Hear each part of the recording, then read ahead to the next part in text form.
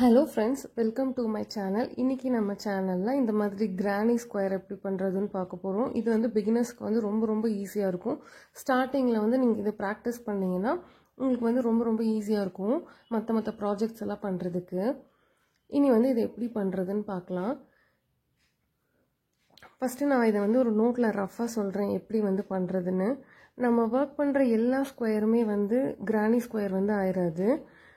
நம்ம வந்து இந்த மாதிரி சர்க்குலர் ஷேப்ல வர்க் பண்றது மட்டும் தான் நம்ம granny squareனு சொல்ல முடியும். ரோவா வந்து வர்க் பண்றது granny square இல்ல. இது வந்து நம்ம இப்படி ரவுண்டா வந்து வர்க் பண்ணிட்டு வருவோம். நம்ம வர்க் பண்ணும்போது டபுள் crochet யூஸ் பண்ணி இந்த மாதிரி ஸ்டிச்சஸ் வந்து போடுவோம். இது பேர் வந்து கிளஸ்டர்ஸ் அப்படின்னு வந்து சொல்லுவாங்க. இந்த granny squareல ஃபுல்லாவே கிளஸ்டர்ஸ் மட்டும் தான் இருக்கும். இதுல நம்ம பெருசா எந்த ஸ்டிச்சுமே யூஸ் பண்ண போறது இல்ல. வெறும் டபுள் crochetவும் செயின் ஸ்டிச் மட்டும் தான் யூஸ் பண்ண போறோம். இப்போ பாத்தீங்கன்னா நம்ம இப்போ ஸ்கொயர் பண்ணும்போது இந்த மாதிரி ஃபர்ஸ்ட் ரோல வந்து நம்ம எங்கெல்லாம் ஸ்டிச்சஸ் இருக்குமோ அடுத்த ரோல அங்க இருக்காது. எங்க blank-ஆ இருக்கோ அங்க மட்டும் தான் ஸ்டிச்சஸ் வந்து வரும். இப்போ எக்ஸாம்பிளுக்கு இங்க ஒரு கிளஸ்டர் இருக்கு. இந்த இடத்துல ஒரு கிளஸ்டர், இந்த இடத்துல ஒரு கிளஸ்டர், இந்த இடத்துல ஒரு கிளஸ்டர். இப்போ ஃபர்ஸ்ட் ரோ பாத்தீங்கன்னா இது ஒரு ஸ்கொயர் மாதிரி இருக்கும். இப்போ நம்ம நெக்ஸ்ட் ரவுண்ட்ல வந்துட்டு எங்கெல்லாம் கேப் இருக்கோ அங்க தான் வந்து நம்ம வர்க் பண்ணுவோம். மற்ற இடத்த வந்து blank-ஆ விட்டுருவோம். இப்போ இங்க ரெண்டு blanks-ஆ இருக்கனால அங்க வந்து நம்ம இப்படி வந்து வர்க் பண்ணுவோம் கிளஸ்டர்ஸ். ஆல்ரெடி இருக்கிறத வந்து நம்ம blank-ஆ விட்டுருவோம். இந்த மாதிரி தான் நெக்ஸ்ட் இப்போ பாத்தீங்கன்னா இது ஒரு ஸ்கொயர் வந்துரும். இப்போ நெக்ஸ்ட் ரவுண்ட் வந்து இங்க இருந்ததை விட்டுட்டு மற்றதுல வந்து வர்க் பண்ணணும். இந்த மாதிரி நம்ம வர்க் பண்ணிட்டே வரலாம். உங்களுக்கு எந்த அளவுக்கு வேணுமோ நீங்க அந்த அளவுக்கு வந்து வர்க் பண்ணிக்கலாம். கலர் வந்து நீங்க ஒரே கலர்ல கூட போட்டுக்கலாம் இல்ல டிஃப்ரெண்ட் கலர்ஸ் யூஸ் பண்ணி போடுங்க. ஃபர்ஸ்ட் டைம் நீங்க வர்க் பண்ணும்போது டிஃப்ரெண்டா இது பண்ணீங்கன்னா பார்க்கறதுக்கு வந்து கொஞ்சம் கலர்ஃபுல்லா இருக்கறனால நமக்கு மறுபடியும் crochet வந்து கத்துக்கணும்ங்கற இன்ட்ரஸ்ட் வந்து வரும்.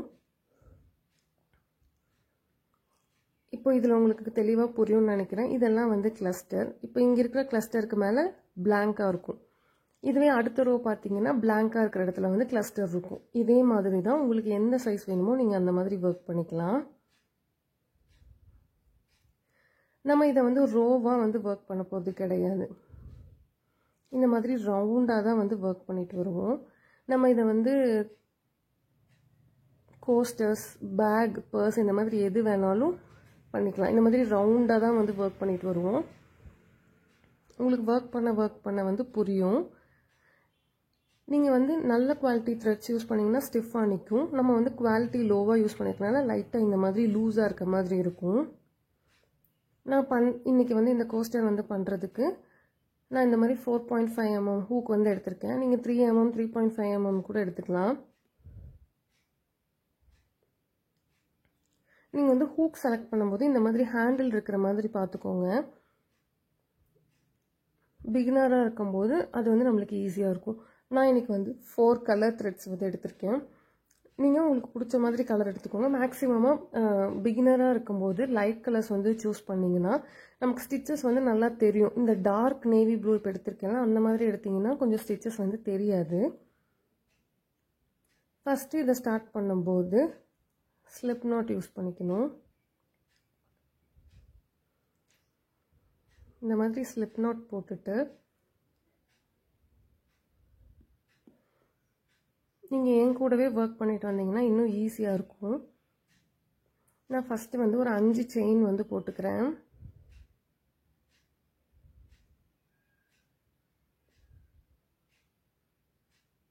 இது நம்மளோட இஷ்டம் தான். நமக்கு இந்த செயின் வந்து இப்ப கணக்கு இல்ல. நீங்க 4 செயின்ஸ் கூட போட்டுக்கலாம். நமக்கு வந்து ஒரு ரவுண்ட் வேணும், ஒரு சர்க்கிள் ஃபார்ம் பண்ணனும். அதுக்காக தான் வந்து இந்த செயின்.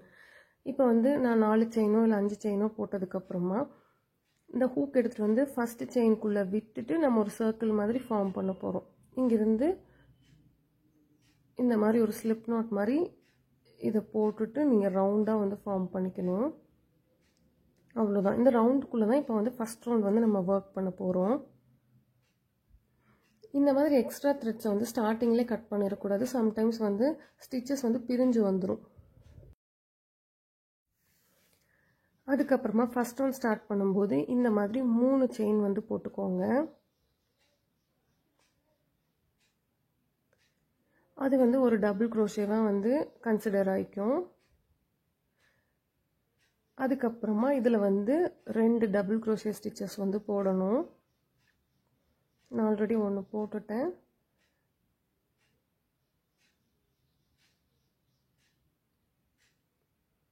இப்போ இன்னொன்று. இப்போ ஆல்ரெடி 3 செயின் வந்து ஒரு டபுள் க்ரோஷேவாக வந்து கன்சிடர் ஆகிடும். இப்போ இதில் 3 டபுள் க்ரோஷே இருக்கிற மாதிரி. அதுக்கப்புறம் 2 செயின் போட்டுக்கணும். இந்த 2 செயின் தான் வந்து அந்த ஸ்பேஸுக்கான செயின். அடுத்தது வந்து 3 டபுள் க்ரோஷே போடணும். ஃபஸ்ட்டு ஸ்டார்டிங் மட்டும்தான் நம்ம செயின் போடுவோம். அப்புறம் எல்லாமே வந்து 3 டபுள் க்ரோஷே தான் போடணும். இதில் வந்து பார்த்திங்கன்னா ஃபுல்லாகவே நமக்கு வந்து 3 double crochet 2 chain, 3 double crochet 2 chain, அவ்வளோதான். ரொம்ப ரொம்ப ஈஸியாக இருக்கும். இப்போ நான் 3 டபுள் க்ரோஷே போட்டுட்டேன். இனி நெக்ஸ்ட் வந்து 2 செயின். இப்போ இது ஒரு கார்னராக ஃபார்ம் ஆயிரும். இப்போ 2 செயின் போட்டுட்டு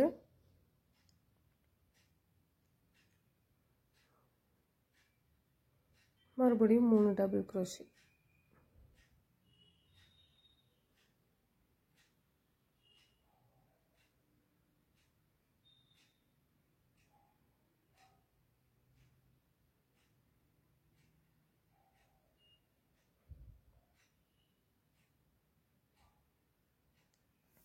இப்போ பார்த்தீங்கன்னா அந்த ஸ்பேஸ் இருக்கிறதெல்லாம் வந்து ஒரு கார்னர்ஸ் மாதிரி. இப்போ 2 கார்னர் வந்து ஃபார்ம் ஆயிடுச்சு. இது வந்து பார்த்தீங்கன்னா ஹாஃப் ஸ்கொயர் மாதிரி. இப்போ மறுபடியும் 2 கார்னர் வந்து நம்ம ஃபார்ம் பண்ணணும். இப்போ பார்த்தீங்கன்னா உங்களுக்கு நல்லா தெரியும்னு நினைக்கிறேன். இப்போ மறுபடியும் 2 செயின், 3 டபுள் க்ரோஷே, அப்புறம் 2 செயின்.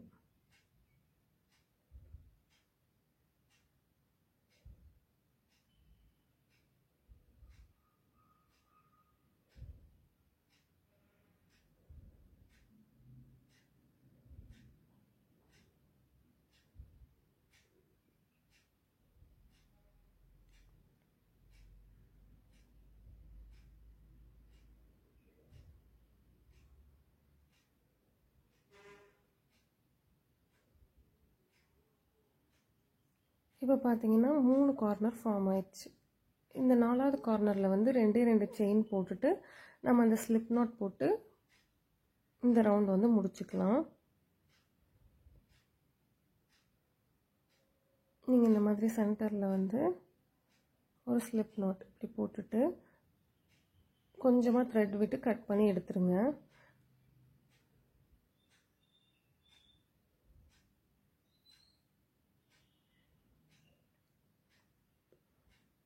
அவ்வளோதான். இது வந்து ஃபஸ்ட் ரவுண்ட். இப்போ இதில் எல்லாமே நெக்ஸ்ட் நம்ம இதே தான் ஃபாலோ பண்ணிட்டு வர போகிறோம். நம்ம வந்து ரொம்ப எட்ஜில் வந்து கட் பண்ணிடக்கூடாது. ஃபஸ்ட்டு இந்த த்ரெட்டை வந்து எங்கேயாவது ஒரு இடத்துல வந்து இந்த மாதிரி ஹைட் பண்ணிக்கோங்க. ஹைட் பண்ணிவிட்டு அதுக்கப்புறமா பேலன்ஸ் இருக்கிறத வந்து கட் பண்ணிங்கன்னா பிரிஞ்சு வராது. நம்ம அந்த இடத்துலேயே கட் பண்ணிட்டோம்னா சம்டைம்ஸ் ஸ்டிச்சஸ் வந்து பிரிஞ்சு வரும். டோட்டலாக ஒர்க் எல்லாமே வந்துட்டு வேஸ்ட்டாக போயிடும். இப்போ இந்த இடத்துல நம்ம கட் பண்ணோம்னா பிரிஞ்சு வரதுக்கு சான்சஸ் இல்லை. அதனால் ஃபஸ்ட்டு வந்து நம்ம ஹைட் பண்ணிவிட்டு தான் கட் பண்ணணும்.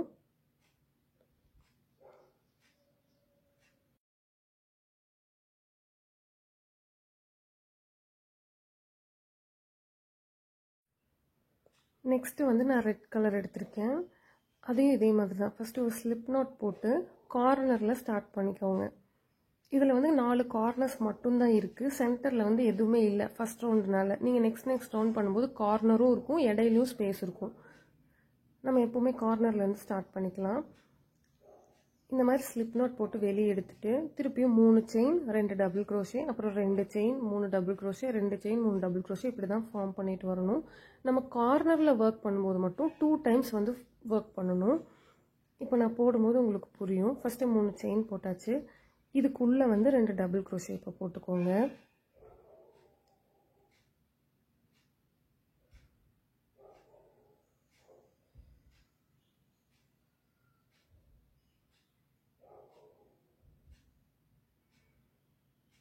இப்போ 2 டபுள் க்ரோஷே.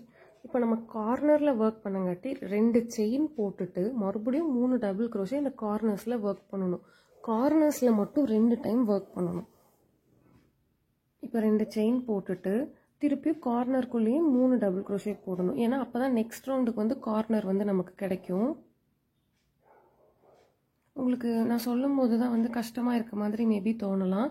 நீங்கள் வந்துட்டு ஒர்க் பண்ண ஸ்டார்ட் பண்ணிட்டீங்கன்னா உங்களுக்கே ஐடியாஸ் வந்து வந்துடும்.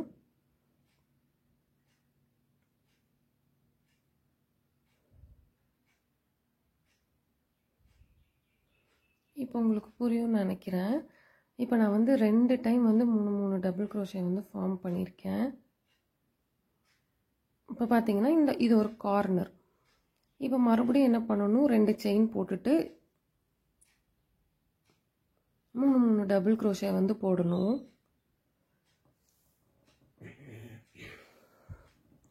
இந்த ஃபஸ்ட் ரவுண்ட் மட்டும்தான் இப்படி, ஏன்னா ஃபஸ்ட் ரவுண்டில் எல்லாமே கார்னர்ஸ் தான். அப்போ வந்து எல்லா கார்னர்லேயும் 2 தடவை வந்து நம்ம ஒர்க் பண்ணுற மாதிரி இருக்கும்.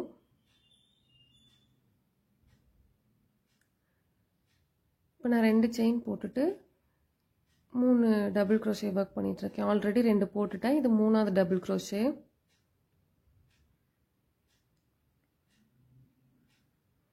இப்போ என்ன பண்ணணும், மறுபடியும் 2 செயின் போட்டுட்டு, இப்போ கார்னர் தானே ஒர்க் பண்ணுறோம், அதனால் அதுக்குள்ளேயே மறுபடியும் 3 டபுள் க்ரோஷே ஒர்க் பண்ணணும்.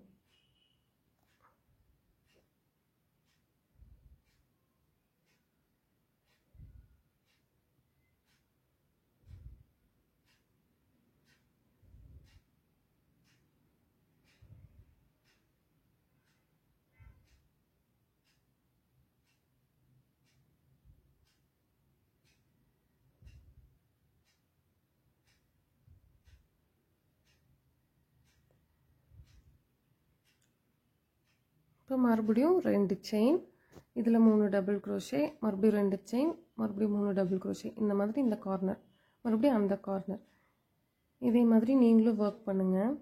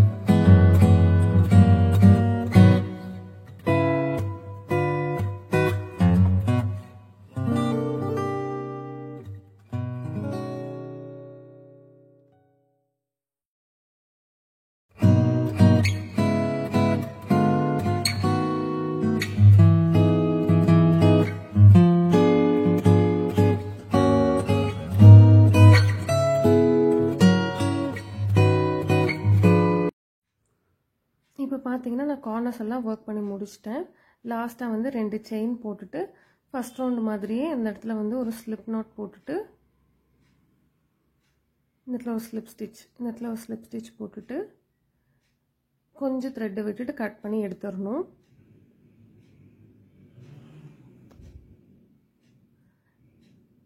இப்போ செகண்ட் ரவுண்ட் வந்து முடிஞ்சிச்சு. இப்போ உங்களுக்கு புரியும்னு நினைக்கிறேன். இதில் பார்த்தீங்கன்னா கார்னர்ஸும் இருக்குது, சென்டரில் ஸ்பேஸும் இருக்குது. ஆனால் ஃபஸ்ட் ரவுண்டில் வெறும் கார்னர்ஸ் மட்டும்தான் இருந்தது.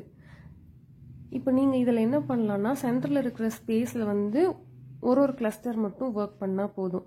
கார்னர்ஸில் மட்டும்தான் ரெண்டு கிளஸ்டர் வந்து ஒர்க் பண்ண முடியும். இப்போ இந்த 4லையும் வந்து ஒரு கிளஸ்டர் வந்து ஃபார்ம் பண்ணால் போதும். கார்னர்ஸில் வந்து ரெண்டு தடவை. நீங்கள் இந்த மாதிரி எவ்வளோ ரவுண்ட் வேணாலும் இன்க்ரீஸ் பண்ணிகிட்டே போய்க்கலாம். மறுபடியும் வேறு கலர் சேஞ்ச் பண்ணும்போது அதே மாதிரி ஒரு ஸ்லிப் நாட் போட்டு எடுத்துக்கணும்.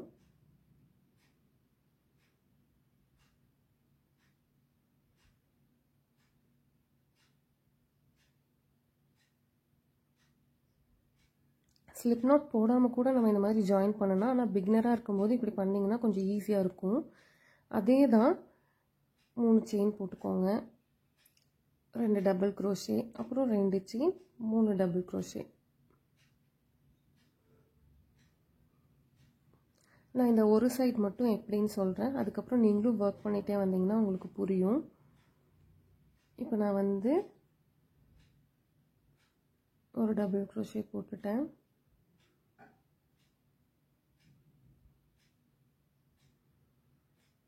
ரெண்டு டபுள் க்ரோஷே. இப்போ ஒரு கிளஸ்டர் ஃபார்ம் ஆயிடுச்சு.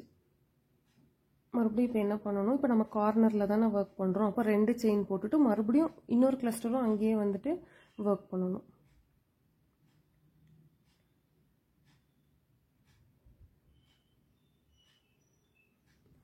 இப்போ என்ன பண்ணணும், 2 செயின் போட்டுக்கணும். நெக்ஸ்ட்டு இப்போ 3 டபுள் க்ரோஷே போட்டுக்கோங்க. போட்டுட்டு 2 செயின் போடணும். 2 செயின் போட்டு இப்போ நம்ம அந்த கேப்பில் வந்து ஒர்க் பண்ணுறதுனால ஒரே ஒரு கிளஸ்டர், அதாவது 3 டபுள் க்ரோஷே போட்டால் போதும்.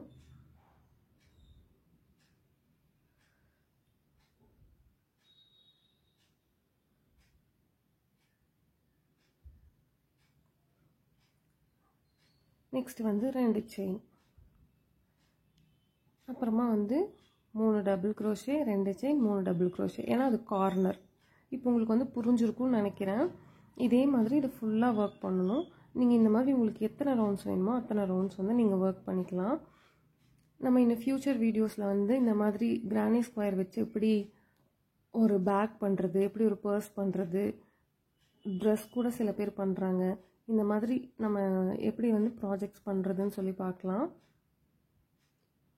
பிகினர்ஸ்க்கு வந்து இது ரொம்ப ரொம்ப ஈஸியாக இருக்கும் மற்றதெல்லாம் கம்பேர் பண்ணும்போது. நான் டிஸ்கிரிப்ஷனில் வந்துட்டு கொடுக்குறேன். நெக்ஸ்ட் நம்ம என்னென்ன வீடியோஸ் வந்து பார்க்க போகிறோம், என்னென்ன கிளாஸஸ் வந்து பார்க்க போகிறோம்னு சொல்லிட்டு நான் டிஸ்கிரிப்ஷனில் கொடுக்குறேன். நீங்கள் அதை செக் பண்ணி நெக்ஸ்ட் என்னென்ன கிளாஸ் அப்படின்னு சொல்லி பார்த்துக்கோங்க.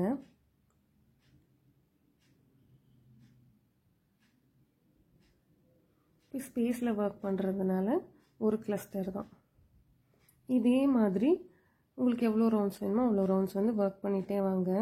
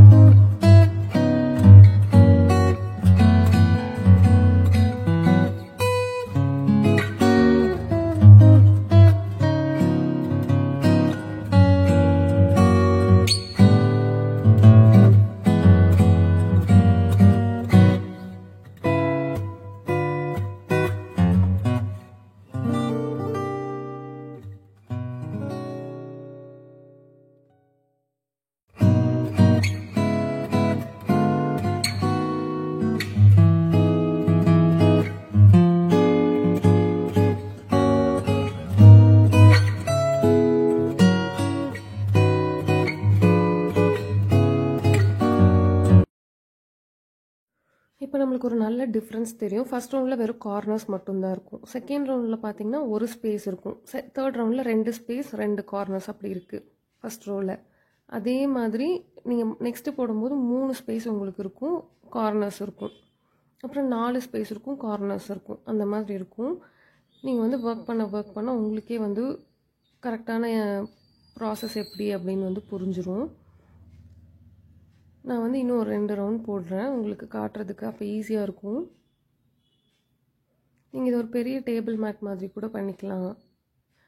சேம் கலர் யூஸ் பண்ணி கூட பண்ணிக்கலாம். சேம் கலர் யூஸ் பண்ணும்போது நம்மளுக்கு ஒர்க் பண்ணும்போது ஒரே மாதிரி போகிற மாதிரி இருக்கும். இப்படி கலர்ஸ் மாற்றும் போது நம்மளுக்கு கொஞ்சம் பெட்டராக ஃபீல் ஆகும். அதுக்காக தான்.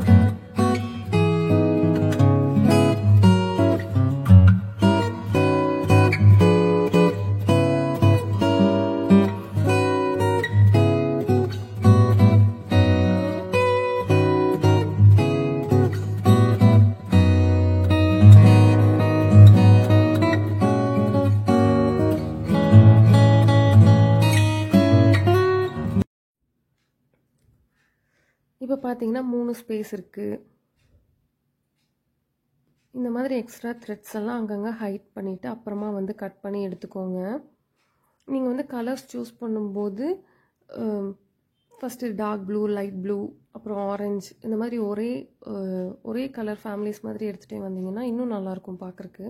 லைட் எல்லோ, அதை விட கொஞ்சமாக டார்க், அதை விட கொஞ்சம் டார்க் அப்படி எடுத்துகிட்டு வந்தீங்கனாலும் பார்க்குறக்கு வந்து நல்லாயிருக்கும். இல்லை ரெயின்போ கலர்ஸ் மாதிரி சூஸ் பண்ணலாம். நான் நெக்ஸ்ட்டு வந்து ஒரே ஒரு ரவுண்ட் வந்து இந்த மாதிரி கலர்ஸ் வந்து யூஸ் பண்ணி போட போகிறேன்.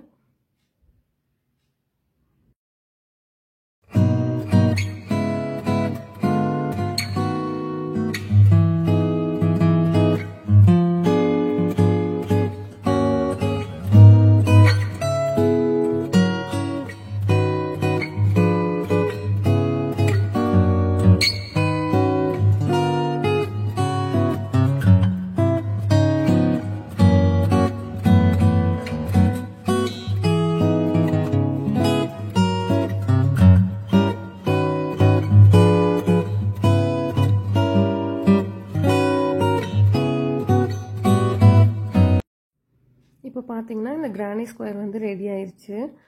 நீங்கள் வந்து எக்ஸ்டெண்ட் பண்ணிகிட்டே வரலாம். எப்படின்னா இப்போ வந்து நான் சேம் ஃபஸ்ட்டு ஸ்டார்ட் பண்ண கலரே எடுத்திருக்கேன். நெக்ஸ்ட்டு ரெட், நெக்ஸ்ட்டு எல்லோ, அப்புறம் ப்ளூ அப்படி போடலாம்.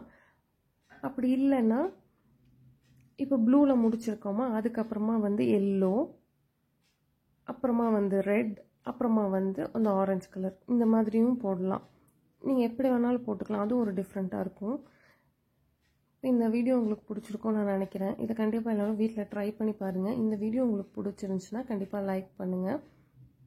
நான் நெக்ஸ்ட்டு என்னென்ன கிளாஸுங்கிறது டிஸ்கிரிப்ஷனில் கொடுக்குறேன். அதை பார்த்து தெரிஞ்சுக்கோங்க.